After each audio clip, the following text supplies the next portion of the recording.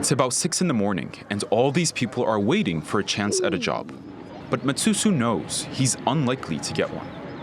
He says he and the rest have been coming here for almost 3 months.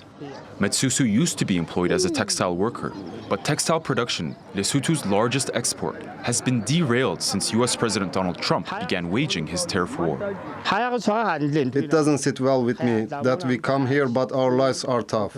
Things are really difficult. The tariffs have yet to be implemented, but even just the threat had massive repercussions. Machinery in this factory, which produced clothing for US household names like JCPenney, Walmart, and Costco, has fallen silent. Because US companies expecting tariffs cancel orders. The unemployment rate is already at about 30%, and almost half the population lives below the poverty line. The White House said the trade deficit between the two countries was unacceptable, adding it would impose 50% tariffs on the landlocked country, the highest rate Trump has imposed. Lesotho has Africa's 6th smallest economy.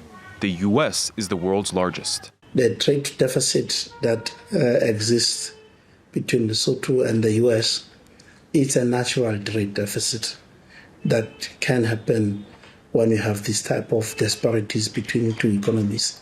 It cannot be breached, and certainly it cannot be breached by imposing tariffs, because the same tariffs, they are inevitably going to make it difficult for us to get foreign exchange that we can use to buy more stuff from the US. Nearly 2 decades ago, the US made a deal with Lesotho to import raw goods exempt from tariffs, a win for the US textile industry and a jolt for Lesotho's economy. Since then, textile workers have come to account for 90% of industrial jobs in the country. Those workers earn about $7 a day.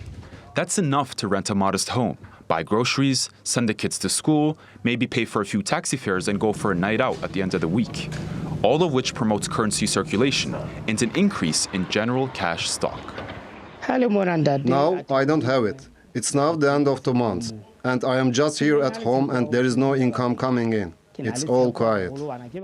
The White House has now downsized its tariffs on Lesotho to 15%, along with many African countries. But Trump's plan of raking in billions and billions of dollars has already left those with not much to lose, losing the most.